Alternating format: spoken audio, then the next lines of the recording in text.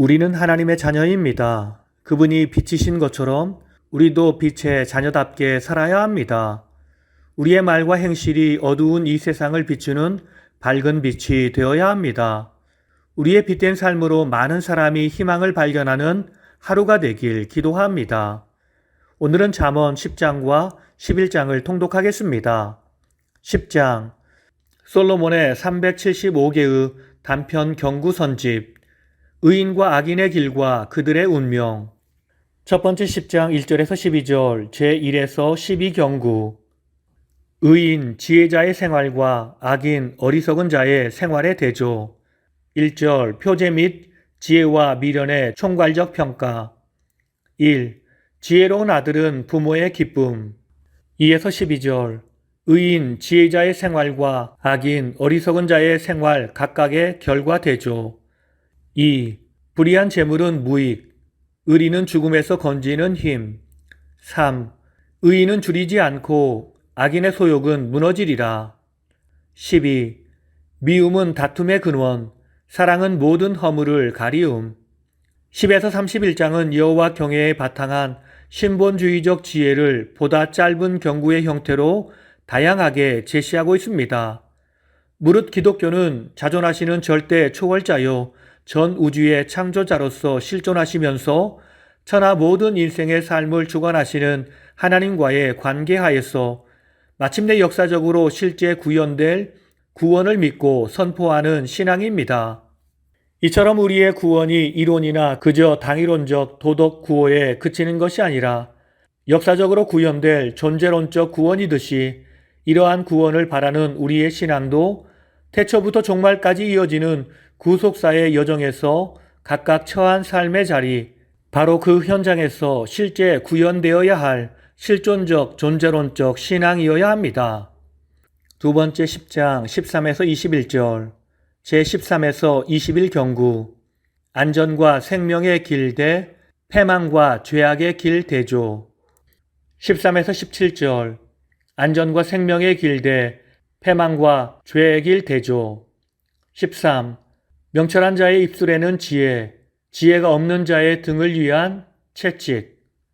17. 훈계를 지키는 자는 생명의 길, 징계를 버리는 자는 그릇된 길. 18에서 21절 말을 소재로 한 경구들. 19. 말이 많으면 허물을 면키 어려움, 그 입술을 제어하는 자는 지혜로운 자. 세 번째 10장 22에서 32절 제22에서 32경구. 의인과 악인의 운명. 22에서 30절 의인과 악인의 궁극적으로 다른 운명의 대조. 23. 미련한 자는 행악을 낙으로 삼고 명철한 자는 지혜를 낙으로 삼음. 30. 의인은 영원히 흔들리지 않음, 악인은 땅에 거하지 못함. 31에서 32절 의인과 악인의 입에 대한 한 쌍의 대조. 의인의 입은 지혜와 기쁨을 만들고 악인의 입은 패역을 말함. 11장 의인의 덕목과 그들의 복. 첫 번째 11장 1절에서 15절 제33에서 47경구. 의인의 덕목. 1에서 3절 정직, 겸손, 성실 등 인간의 기본 덕목에 대한 경구. 속이는 저울, 교만과 겸손, 정직한 자의 성실과 사악한 자의 패역. 4에서 8절 의인과 악인의 구원의 소망 유무. 36. 재물은 무익, 의리는 죽음을 면하게 함. 40. 의인은 환난에서 구원, 악인은 환난을 대신 당함. 9에서 15절 의인과 악인이 이웃에 끼치는 다른 영향 또는 자세의 대조. 41. 악인의 입은 그의 이웃을 망하게 함, 의인은 이웃을 구원함. 47. 보증하는 자는 손해, 보증을 싫어하는 자는 평안. 두 번째 11장 16에서 31절 선한 행실로 인한 축복. 16에서 17절 인간의 기본 선에 대한 한 쌍의 경구. 48. 유덕한 여자는 존영을 얻고 근면한 남자는 재물을 얻음. 18에서 23절 종말론적 희망의 유무를 중심으로 한 악인과 의인의 삶 대조. 51. 의를 굳게 지키는 자는 생명, 악을 따르는 자는 사망. 55. 의인의 소원은 선함, 악인의 소망은 진노를 이룸. 24에서 31절. 구제와 자비에 대한 축복 관련 경구들. 56. 흩어 구제하여도 부자가 되고 아껴도 가난하게 됨. 60. 자기 재물을 의지하는 자는 패망, 의인은 푸른 잎사귀처럼 번성. 63. 의인도 이 세상에서 보응을 받고 악인과 죄인도 보응을 받으리라. 오늘 말씀을 통해 주시는 교훈은 첫째로 말은 살리는 능력도 있지만 죽이는 능력도 있습니다. 10장 11절을 보면 의인의 입은 생명의 샘이라도 악인의 입은 독을 머금었느니라 라고 말씀했습니다. 의인과 악인의 삶의 대조적인 결과에 대해 말하고 있는 솔로몬은 이제 의인과 악인의 입조차도 생명과 죽음으로 명백히 구분된다고 말하고 있습니다. 물론 그들의 입 밖으로 나오는 말의 내용에 의해서만 이러한 구분이 이루어지는 것은 아닙니다. 사람의 말은 기본적으로 그 마음에서부터 나옵니다. 이렇게 볼 때 의인은 기본적으로 의로운 심성에서 의로운 말을 쏟아냅니다. 칭찬과 위로, 옳은 길로 인도하는 경책의 말들, 주위 사람들의 마음이 기쁨과 평안을 주는 유익한 말들로 가득 차 있다는 말입니다.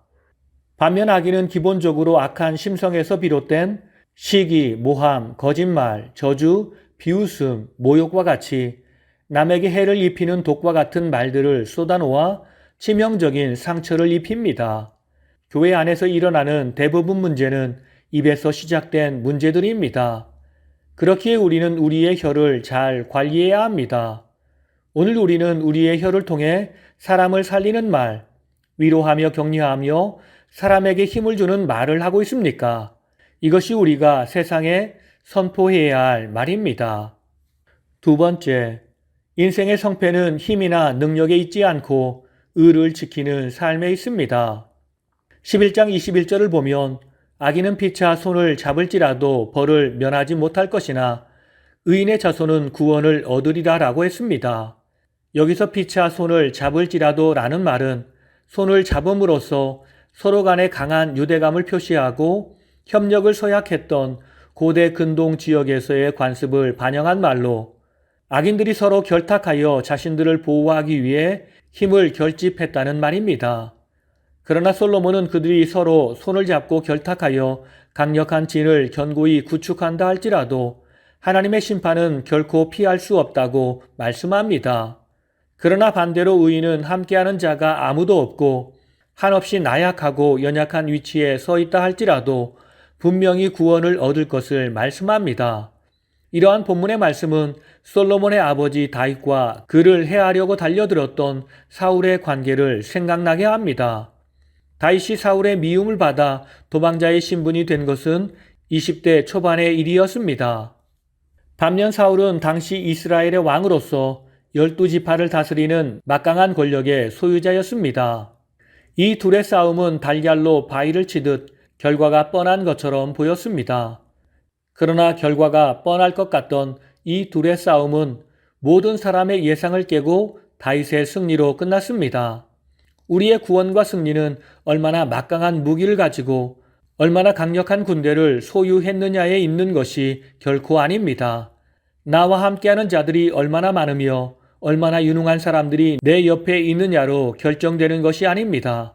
구원과 승리는 오직 구원에 합당한 의로운 삶을 살아감으로 하나님으로 나의 편이 되게 하는가가 문제입니다. 오늘 이 하루 우리의 입술을 통해 죽어가는 사람을 살리는 말, 힘들고 지친 사람을 위로하고 격려하며 힘을 주는 말을 하고 우리의 삶을 통해 하나님이 원하시는 의를 행하며 살아 우리가 하나님의 백성임을 세상이 알고 주 안에서 우리를 통해 그들이 주님을 보고 구원받는 놀라운 기적의 역사를 이루는 복된 하루가 되길 예수님의 이름으로 축원합니다. 다 함께 기도하시겠습니다. 우리를 사랑하셔서 우리를 통해 이 땅에 하나님의 나라를 이루어 가길 원하시는 주님, 우리가 주님의 거룩한 사자로서 우리의 말과 행동이 주님을 나타내는 도구임을 기억하며 살게 하옵소서. 그래서 우리의 삶을 통해 하나님의 사랑과 은총이 드러나도록 우리를 붙들어 주시옵소서. 희망이 없던 백성이 희망을 발견하게 하시고 상처받고 포기하던 백성이 위로받고 새로운 사명을 발견하게 하옵소서. 우리를 통해 주의 나라를 이루어 가시는 예수님의 이름으로 기도드립니다. 아멘.